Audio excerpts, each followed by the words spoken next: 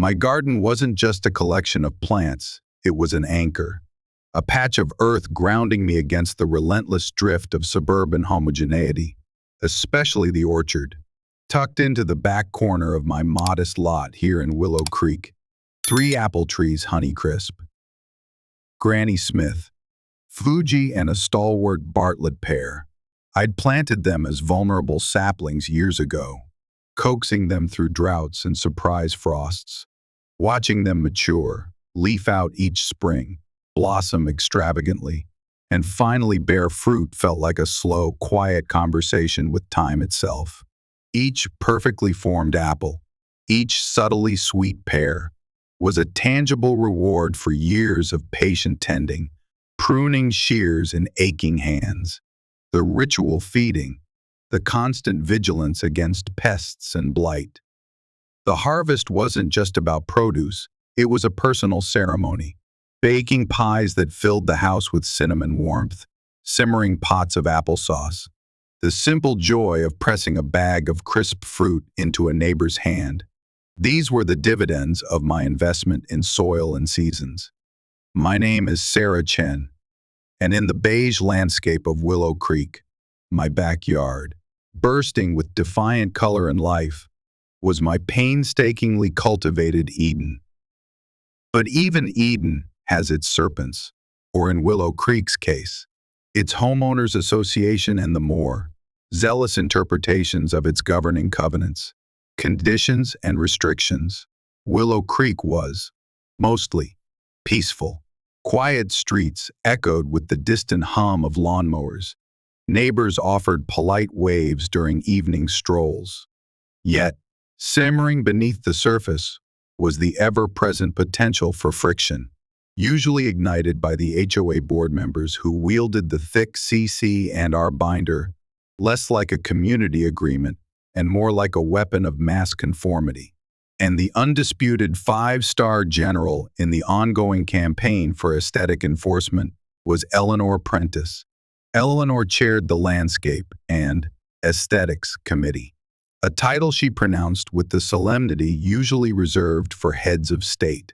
A woman etched into her early 60s, her features sharp beneath rigidly coiffed silver hair, her posture perpetually ramrod straight, as if braced against the sheer vulgarity of non-compliance.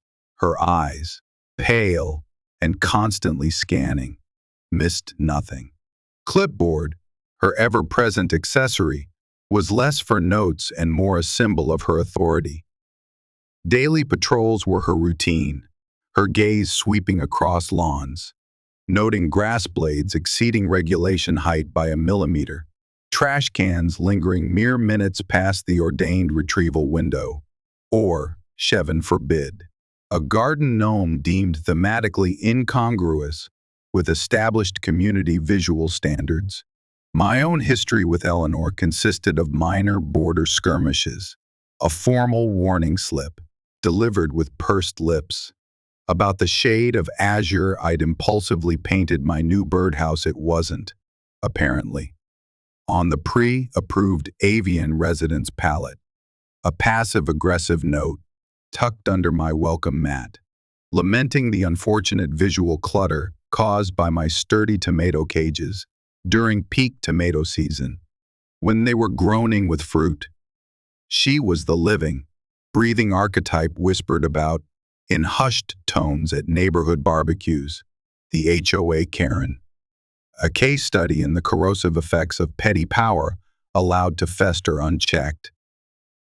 This particular year, however, felt different. The apple trees, especially the Honeycrisp near the back fence, had truly outdone themselves. Branches bowed low, heavy with clusters of perfect, ruby-streaked fruit, blushing deeply in the late summer sun. The air around them hummed with bees and the sweet scent of impending ripeness. My mind was already buzzing with harvest plans. Pies stacked high, jars of gleaming applesauce lining the pantry shelves. Perhaps finally attempting that complex spiced apple butter recipe. Sharing, of course, was part of the ritual. Mrs. Gable next door, whose arthritis made gardening difficult, eagerly awaited her annual pie delivery.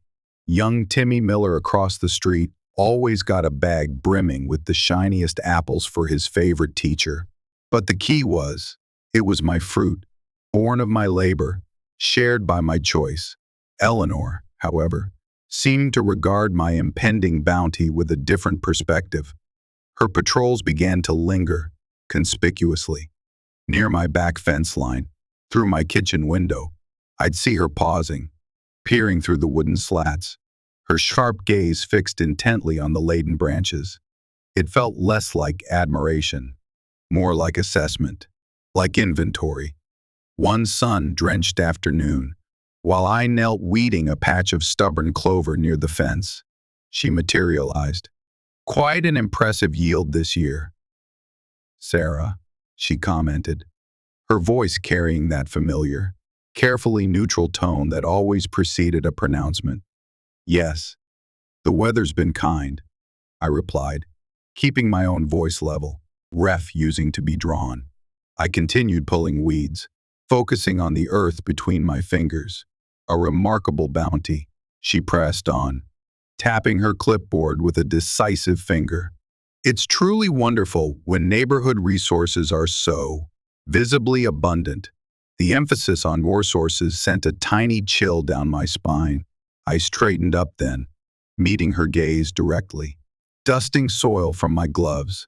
They're my trees, Eleanor, planted on my property. They represent years of work, but yes, the results are gratifying. Oh, absolutely. Of course, she conceded quickly, though her eyes narrowed almost imperceptibly. Private effort, public benefit.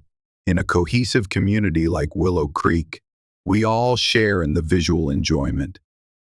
The aesthetics of such abundance, such visible prosperity contributes significantly to the neighborhood's overall appeal. You understand. She paused, adjusting her grip on the clipboard. The board strongly encourages the sharing of resources. Naturally, it fosters community spirit, prevents waste. I recognized the maneuver instantly. It was the opening gambit, a subtle testing of boundaries, hinting at an entitlement she hadn't earned and didn't possess. I enjoy sharing the harvest with friends and neighbors I choose, Eleanor. I stated politely, but with unmistakable firmness, as I imagine most people do with the things they've cultivated themselves. She sniffed, a small dismissive sound. She scribbled a vague, unreadable note on her clipboard, a tactic she often used to imply official documentation of perceived slights. Well, she said, her voice regaining its clipped authority, just keep community spirit and preventing unsightly fruit drop firmly in mind. With a final, lingering glance at the apples, she pivoted sharply and marched off down the sidewalk, leaving me with a familiar, unpleasant knot tightening in my stomach. Eleanor Prentice rarely abandoned a perceived entitlement, no matter how baseless. She merely regrouped. A few days later, the ground beneath my unease shifted dramatically. I was enjoying a rare quiet Saturday morning, sipping coffee on my small back patio, admiring the way the sunlight illuminated the apples, turning them into edible jewels. That's when I saw it. Not Eleanor this time, but evidence.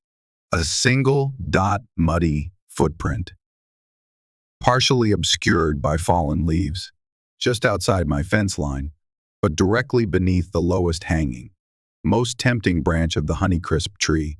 It hadn't rained in days. The print was fresh, and it wasn't mine. Someone had been close, very close, close enough to reach. My heart gave an uncomfortable lurch. Was she testing more than boundaries now? Was she actually considering? The thought felt transgressive, violating. My unease solidified into outright disbelief later that same morning. Eleanor appeared at my back fence again, not hovering this time, but standing formally, feet planted firmly on the public sidewalk, clipboard held across her chest like a shield. Her face was set in lines of grim, bureaucratic determination. "Sarah," she called out, her voice sharp, stripped of any pretense of neighborliness. It was the voice of officialdom. I sighed inwardly, placed my coffee cup down, and walked slowly across the lawn to the fence. "Yes, Eleanor, what regulation requires my attention this morning?" She ignored the slight sarcasm, instead pointing a stiff, bony finger towards my laden apple trees. "Pursuant to Willow Creek Homeowners Association Bylaw Article 7, Section 4, Subsection C," she began, reciting the words clearly, obviously having rehearsed, "regarding landscaping assets significantly impacting community visual standards and aesthetics." Her voice was clear, carrying in the quiet morning air. These prominent fruit-bearing trees, due to their high visibility from common areas and their significant annual yield, which substantially defines the visual character of this block, are hereby formally designated by the Landscape and Aesthetics Committee as community landscape assets. I stared at her, processing the bureaucratic jargon. "I'm sorry. Designated as what?" "Community assets, Eleanor. These are my private trees, planted years ago on my private property. You know that." Eleanor waved her clipboard with an air of unassailable authority. Subsection C grants the Aesthetics Committee the explicit authority to designate specific landscaping elements that fundamentally contribute to the neighborhood's shared visual appeal as assets, requiring community-minded management protocols. And given the extremely public nature of this particular bounty, she gestured vaguely towards the few apples hanging slightly over the fence line, conveniently ignoring the vast majority hanging well within my yard. "A policy of reasonable community access is hereby permitted to prevent unsightly fruit wastage and maintain the aesthetic tidiness of the common area viewsheds." My jaw literally dropped. Reasonable community access? Are you seriously telling me that people, strangers, can just come into my yard and pick my apples whenever they feel like it? "Not into your yard, necessarily," she conceded grudgingly, as if this were a minor semantic point. "The committee isn't authorizing trespass. However, fruit deemed easily accessible from the fence line or adjacent common areas falls squarely under the reasonable access for waste prevention provision. It's about sharing, Sarah, community spirit, preventing fruit drop, which, as you know, attracts pests and detracts from curb appeal." "Eleanor, that is absolutely insane," I protested, my voice rising despite my desperate attempt to remain calm. "You cannot unilaterally declare my private property community assets. That's not interpretation. That's attempted theft wrapped in bureaucratic nonsense. Show me the exact wording in the bylaws that allows random people to take fruit from my trees." Article 7, Section 4. Subsection C, she repeated haughtily, tapping the clipboard for emphasis. "The language is quite clear to anyone possessing the requisite reading comprehension and commitment to community standards. The committee's designation is official and binding. We expect all residents to respect the community's right to enjoy its designated assets. Any attempt to unreasonably restrict access, hoarding, if you will." She actually repeated the word, her eyes gleaming with triumph, "could result in formal citations for non-compliance with official committee directives and potentially fines. Hoarding. She accused me of hoarding my own apples, grown with my own sweat and care. I was rendered momentarily speechless by the sheer, unmitigated gall. She'd twisted some vague, subjective aesthetic rule into a license for the entire neighborhood to pilfer my harvest. She knew it was ludicrous. She knew it was wrong, but she didn't care. She wanted those apples, or more accurately, she wanted the control, and she'd manufactured a justification, cloaking her avarice and power hunger in the impenetrable armor of HOA regulations. With a tight, deeply satisfied little nod, she made another ostentatious note on her clipboard, turned on her heel with military precision, and marched away down the sidewalk, leaving me sputtering in a cloud of righteous indignation. For the rest of that Saturday morning, I paced my kitchen like a caged animal, oscillating between white-hot fury and cold disbelief. How dare she? The arrogance was breathtaking.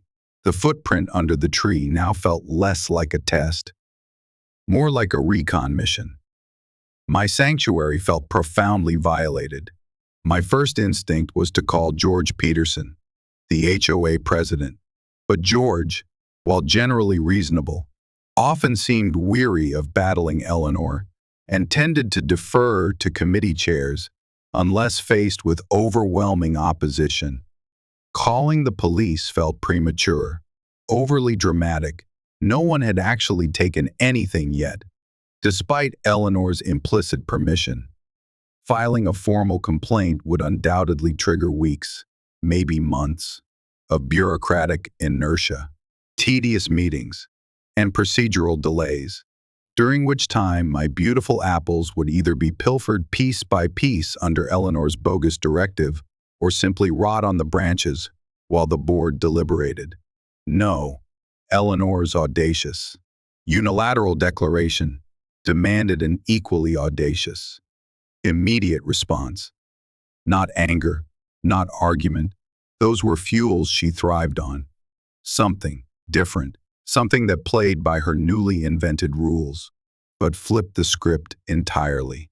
An idea sparked, mischievous and unconventional, born directly from her own twisted logic. She wanted the apples treated as community assets. Fine. Assets require management. Management implies costs. Costs require funding.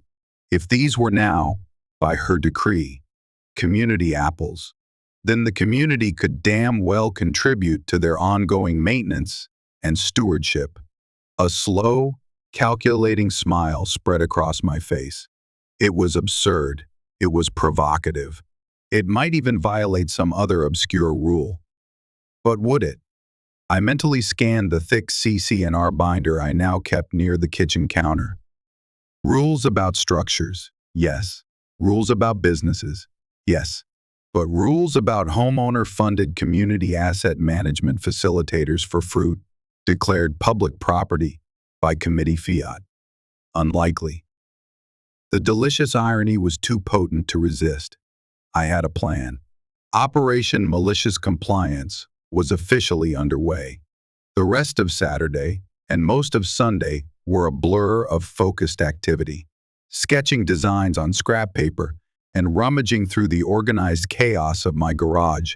I'm no engineer, but years of gardening and home repairs have made me reasonably handy.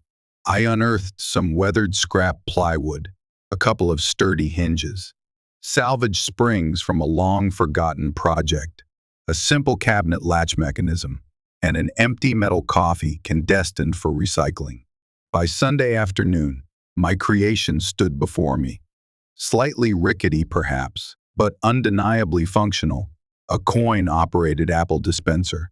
The design was rudimentary but effective. A vertical wooden chute, just wide enough to accommodate a single, average-sized apple. Inside, a small hinged platform held the apple securely in place. Below the platform, a narrow slot was cut, perfectly sized to accept 2 US quarters. When the coins were inserted, they dropped into the attached coffee can. The weight of the 2 quarters was just enough to tip a small, counterweighted lever connected to the platform's latch.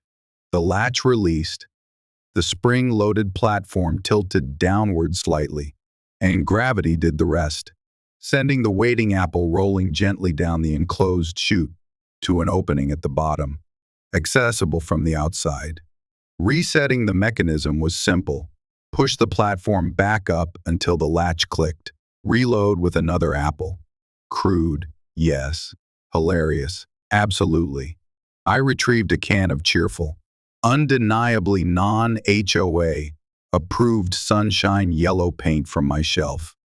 2 coats later, the dispenser gleamed, using a black permanent marker and a simple stencil set. I carefully lettered the front, Willow Creek Community, APP Elbs below that, in slightly larger letters, 50 cents per apple, and at the very bottom, in smaller, almost mock official script, proceeds fund ongoing community asset maintenance squirrel division and pest control services early Monday morning. Under the cloak of pre-dawn darkness, long before Eleanor began her patrol rounds, I installed my invention. Using sturdy wood screws, I attached it securely to the inside of my back fence, carefully positioning the coin slot and the apple retrieval opening so they were clearly visible and easily accessible from the public sidewalk side.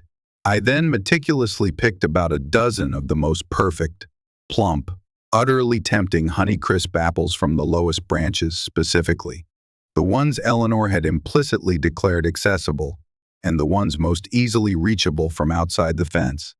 I loaded the first gleaming apple into the dispenser's chute, ensuring it was perfectly centered. I made certain the other easily reachable branches near the dispenser were conspicuously bare, enhancing the allure of the single apple displayed in the yellow box. Then, retreating to my living room window, which offered a discreet but clear view of the fence line, I poured myself a fresh cup of coffee, settled into my armchair, and waited. The curtain was about to rise on my little piece of suburban theater. Around 9:30 a.m., punctual as ever, Eleanor Prentice appeared at the far end of the block, clipboard held at the ready, her eyes already scanning properties with practiced scrutiny.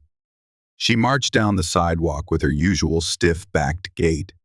As she reached my section of the fence, she stopped dead, her head tilted slightly, bird-like. She took a step closer, her gaze fixed on the bright yellow box attached to my fence. I could almost see the cogs turning behind her sharp eyes, confusion warring with immediate suspicion. Then, annoyance. Perhaps even a flicker of grudging recognition of the object's purpose. She leaned closer, reading the stenciled words. Her lips, already thin, tightened into a bloodless line. She shot a quick, furtive glance up and down the street, checking for witnesses. Seeing the coast apparently clear, she didn't know about my vantage point. She stretched, reaching over the top of the fence, her fingers straining towards an apple hanging on a slightly higher branch, just tantalizingly out of her grasp. A flash of pure frustration crossed her face. Her gaze snapped back to the dispenser, to the single, perfect Honeycrisp resting invitingly within the chute's loading area. The internal conflict was palpable. Her self-declared entitlement warred with the absurd reality of the coin slot. The desire for the apple, her community apple, was clearly winning. After a moment of tense internal debate, punctuated by an audible, exasperated sigh that carried to my window, she rummaged irritably in the pocket of her perfectly pressed khaki slacks. She pulled out a small handful of coins, selected 2 quarters, squinted at the slot, and then carefully, almost grudgingly, inserted them. Clink, clank. The faint sound reached my ears. The internal lever tripped, the platform tilted. The Honeycrisp rolled smoothly down the chute and emerged perfectly at the bottom opening. Eleanor snatched it up almost defensively, looking vaguely disgruntled, perhaps even a little foolish. She shot another quick glance around, then turned abruptly and walked swiftly away down the sidewalk, taking a large, defiant bite out of her 50-cent community asset. Before she was out of frame, I raised my smartphone, zoomed in slightly, and snapped a crystal-clear photo through the window glass. Eleanor Prentice, chair of the Willow Creek HOA Landscape and Aesthetics Committee, dutifully paying for the very apple she had unilaterally declared public property just days before. The surge of petty, righteous satisfaction was immediate and intense, almost as crisp and sweet as the Honeycrisp itself. Phase 1 of Operation Malicious Compliance was a resounding success. The community apple dispenser became an unexpected point of neighborhood interest over the next few days. I kept it diligently stocked with fresh, appealing apples from the lower branches. Occasionally, drifting through my open windows, I'd hear the telltale clink-clank of quarters, followed by the gentle thump of an apple rolling down the chute. Young Timmy Miller was a repeat customer. I saw him one afternoon proudly feeding coins into the slot while earnestly explaining to his bewildered mother, "It's for the community. Squirrels, Mom. They need pest control." Miss S. Gable chuckled when she saw it, giving me a conspiratorial wink during her morning walk, giving Eleanor a taste of her own medicine. "Are we, dear? Good for you," she whispered, leaning over her walker. Even Mr. Henderson, usually a stickler for rules, offered a wry smile. "Interesting asset management system you've got there, Sarah." The subtle emphasis told me he understood perfectly. Eleanor, however, seemed to be deliberately avoiding my section of the sidewalk after her initial, reluctant purchase.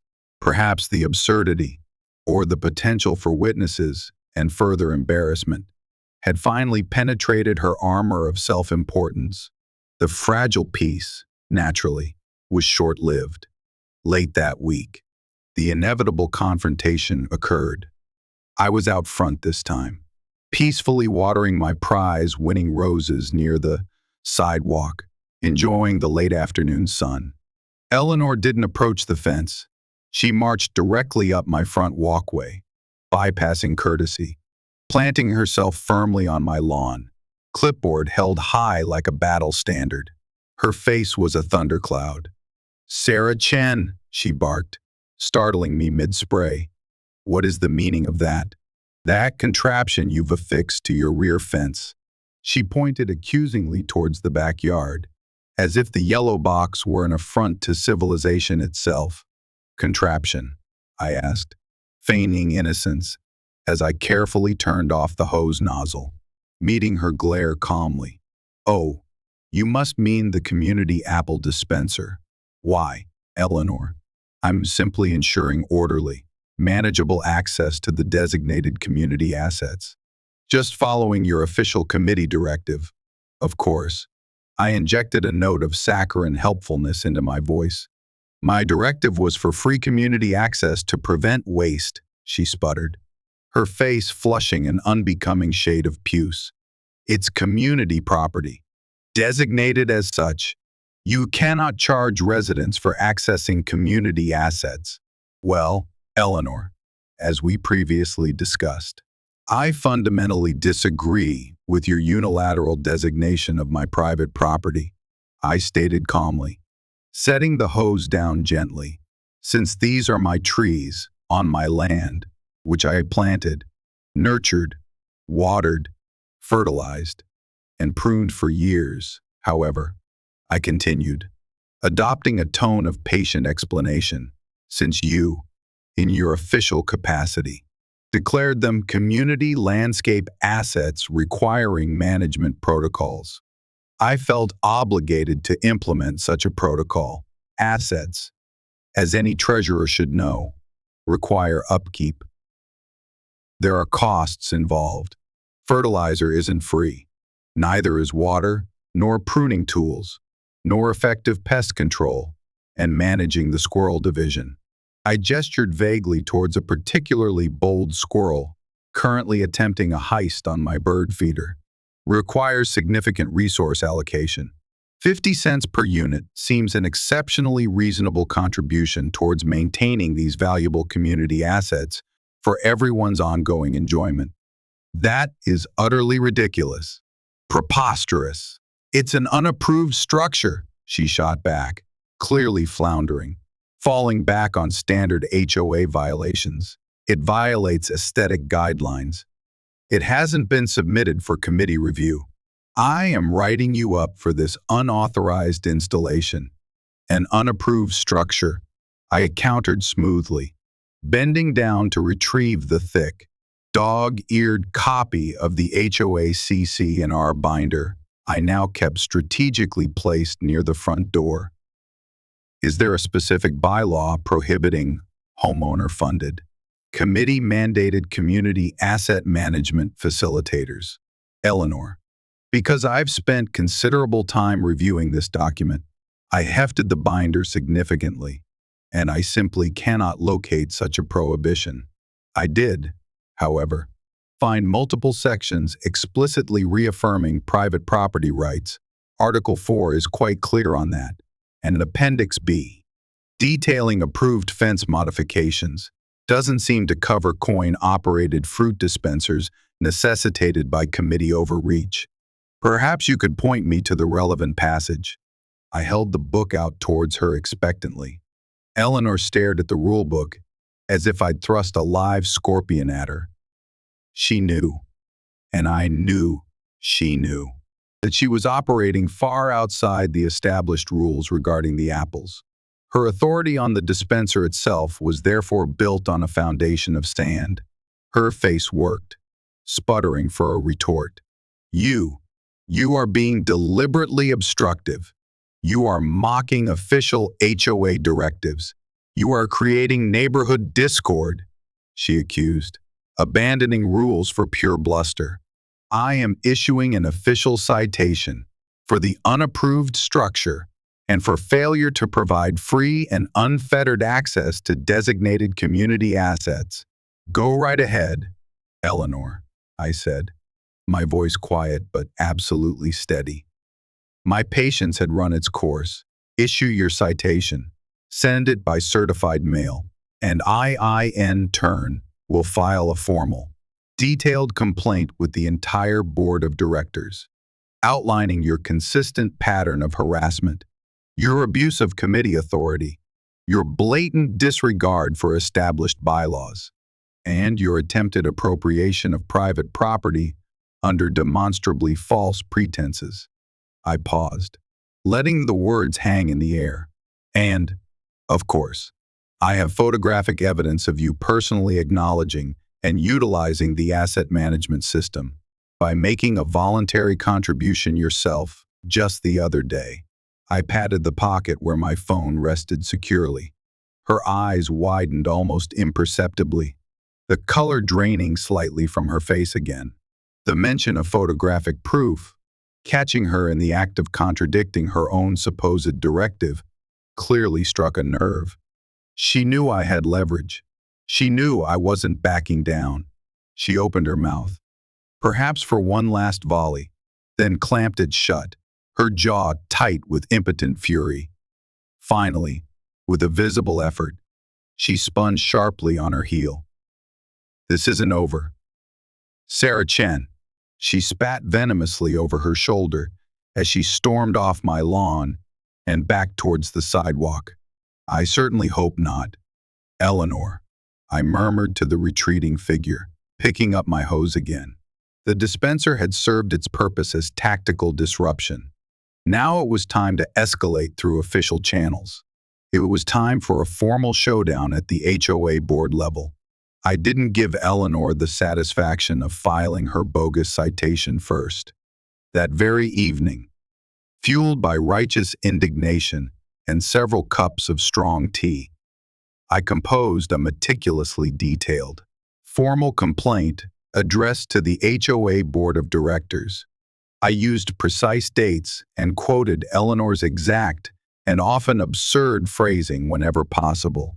I began by outlining Eleanor's initial, unsolicited designation of my private fruit trees as community landscape assets, explicitly citing her fabricated justification under Article 7, Section 4, Subsection C.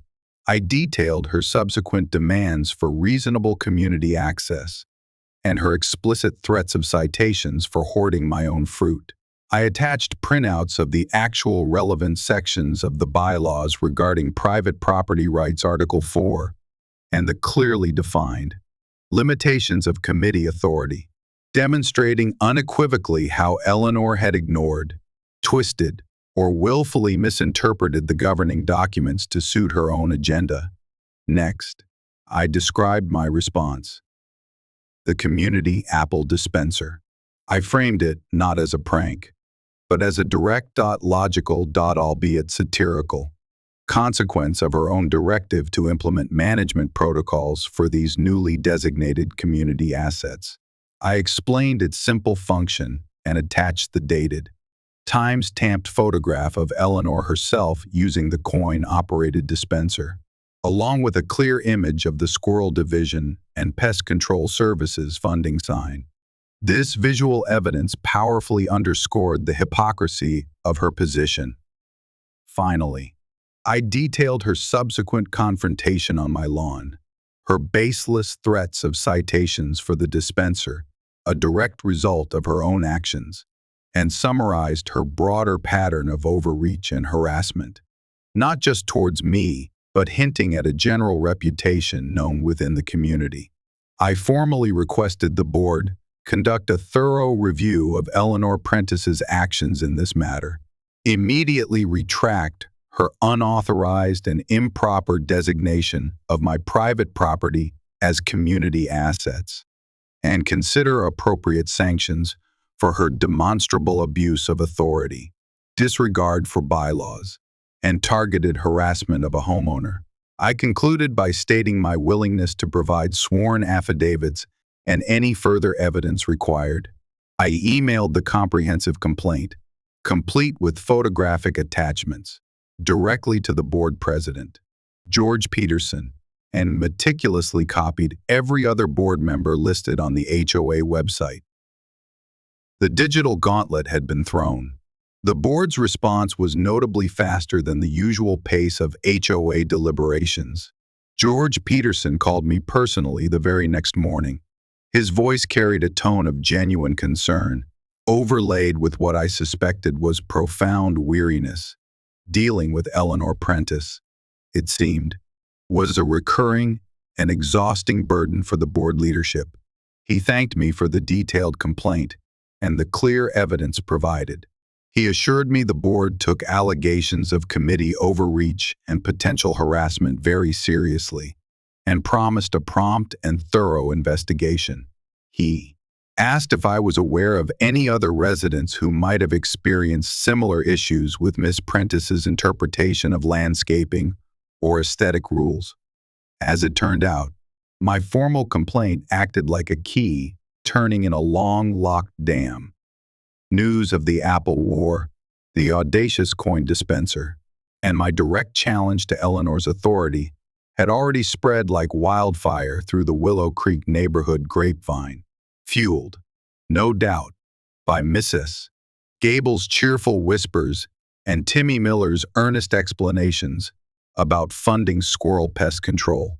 Emboldened by my actions, and perhaps sensing a shift in the balance of power, other residents began contacting George Peterson and the board members directly. Complaints that had likely simmered for years finally boiled over. Stories emerged, painting a consistent picture of Eleanor's reign. Anecdotes of her demanding neighbors removed perfectly healthy, non-invasive flowering shrubs simply because she personally found them garish. Threats of fines over subjective interpretations of aesthetic harmony regarding wind chimes or patio furniture. Instances of her using her committee position to bully elderly residents into costly landscaping changes they couldn't afford. My Apple incident, while perhaps the most bizarre, became the catalyst. The visible flashpoint that galvanized latent neighborhood frustration into concrete action. The board of directors convened a special closed executive session specifically to address the multiple complaints lodged against Eleanor Prentice. According to the highly reliable neighborhood scuttlebutt network, primarily Mrs. Gable, who seemed to possess an uncanny ability to know everything. The meeting was long and extremely contentious. Eleanor predictably refused to concede any wrongdoing. She reportedly doubled down, vigorously defending all her actions as absolutely necessary for maintaining Willow Creek's property values and high standards. She attempted to paint herself as a dedicated, Misunderstood volunteer being persecuted by disgruntled residents resistant to necessary regulations. She dismissed my apple dispenser as a childish, disrespectful prank and my complaint as retaliatory sour grapes. However, the sheer volume and consistency of the other complaints, coupled with my clear, documented evidence of her blatant overreach and misinterpretation of bylaws regarding the apple trees, powerfully underscored by the photograph of her paying for the community asset, proved impossible for the rest of Shavings Board to ignore or dismiss.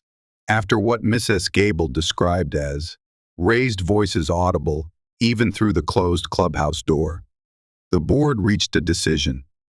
They voted, reportedly by a significant majority, to formally censure Eleanor Prentice for abuse of authority and conduct unbecoming a board member.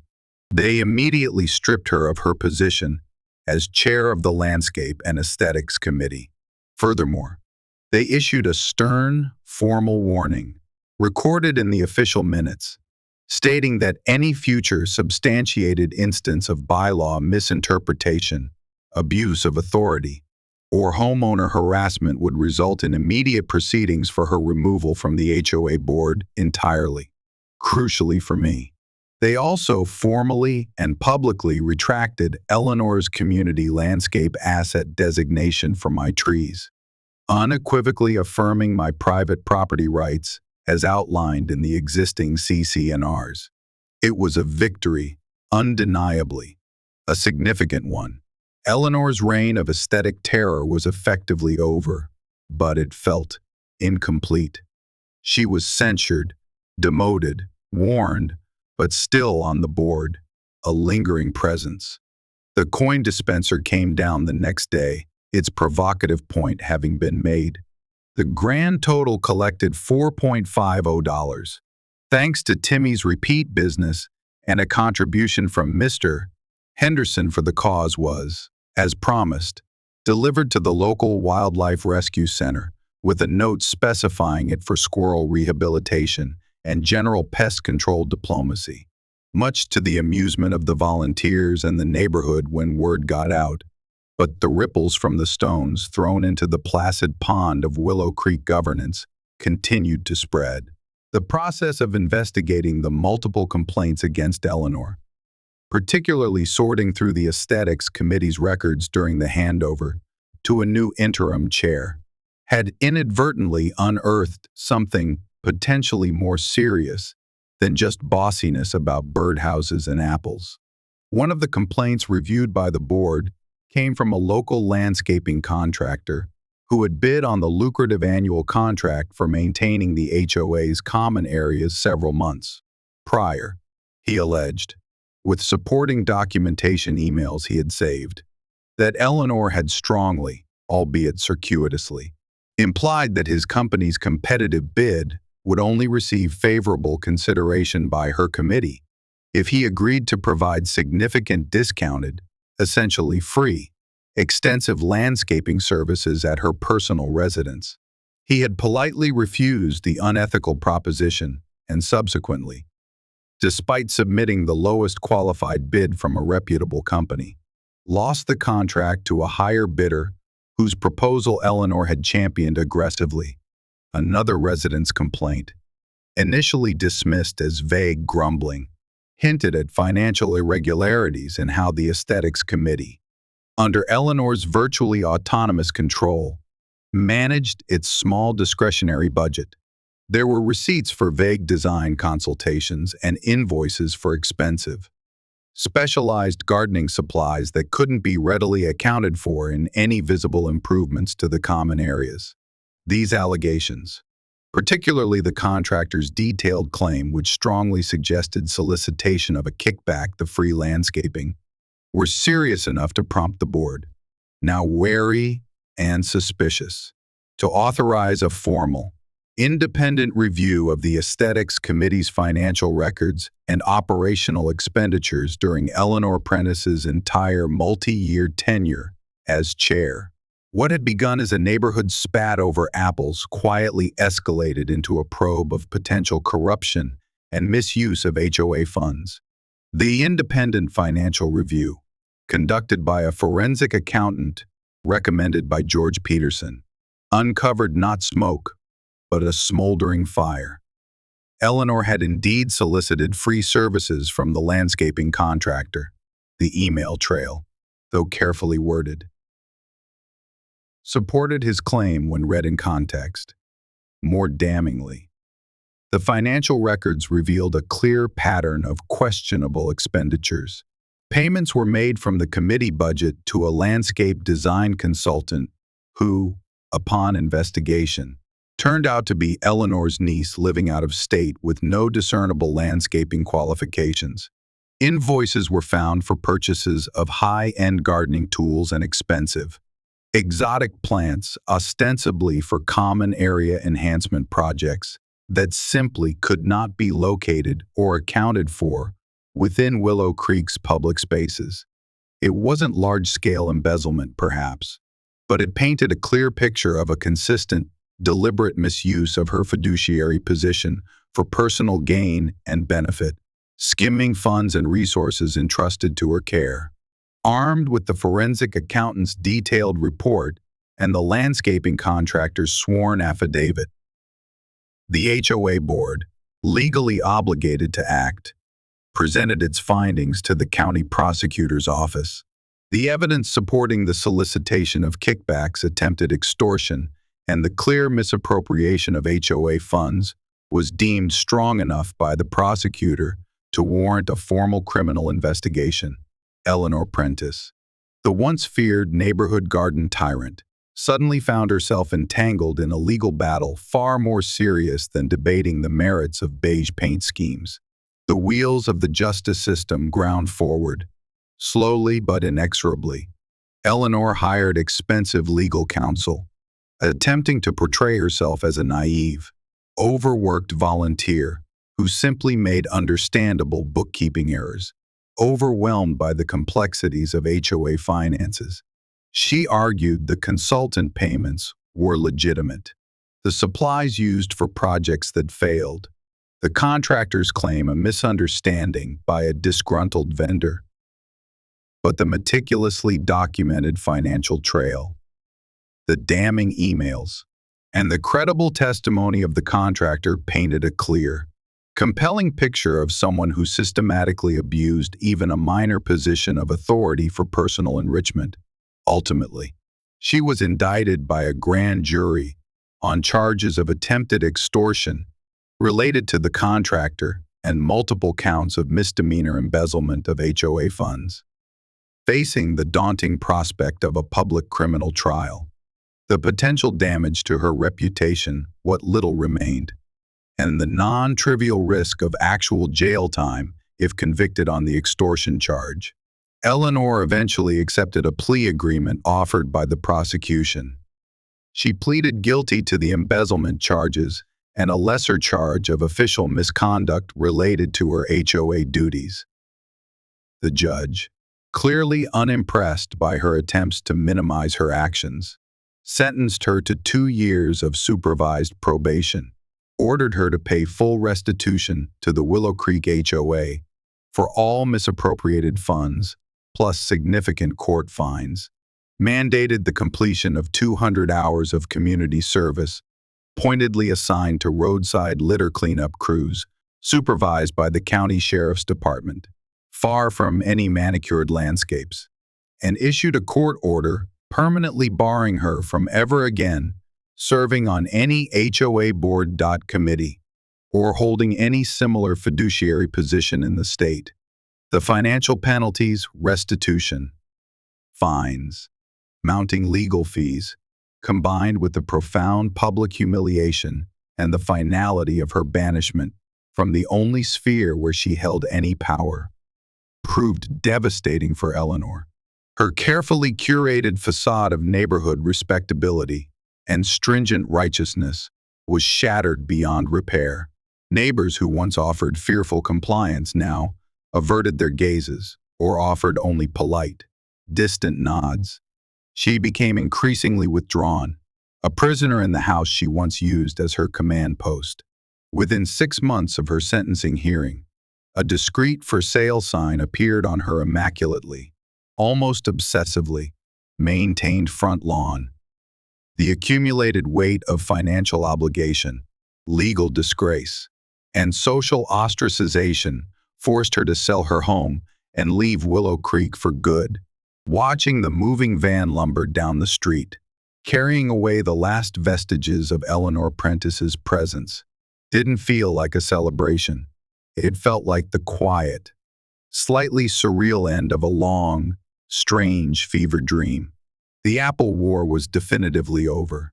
My Honeycrisp, Granny Smith, and Fuji trees stood peacefully in the afternoon sun, their branches laden with the promise of another season's harvest. Their status as mine blessedly, unambiguously reaffirmed. A collective, almost audible sigh of relief seemed to ripple through Willow Creek. The HOA board, significantly humbled and perhaps wiser from the ordeal, implemented stricter ethical guidelines, conflict of interest disclosures, and financial oversight protocols for all committees. Slowly, tentatively, more colorful flower boxes began to appear on porches, perhaps even the occasional, strategically placed, non-approved garden gnome winked from behind a rose bush, testing the waters of the new, less tyrannical regime. My little orchard continued to thrive, a testament to patience and resilience, and I continued to share its bounty: pies for Mrs. Gable, shiny apples for Timmy Miller, bags left on the porches of friends and neighbors. But now, each offering felt different, not an obligation extracted under duress, but a genuine act of freely chosen generosity, emanating from my sanctuary, shared on my terms. The memory of the absurd yellow coin dispenser occasionally brought a wry smile to my face, a ridiculous monument to an equally ridiculous conflict. Yes, but also a potent symbol of creative resistance against the corrosive nature of petty tyranny. It stood as a reminder that sometimes the most effective defense isn't a frontal assault, but changing the rules of engagement entirely. I looked at the sturdy trees, silent witnesses to the whole affair, and felt a quiet pang beneath the relief. Power, even the small, self-important power wielded over lawn heights and apple trees, could indeed poison the simplest pleasures and disrupt the most carefully cultivated peace. The sweetest victories, perhaps, are the ones that restore not just rights, but harmony.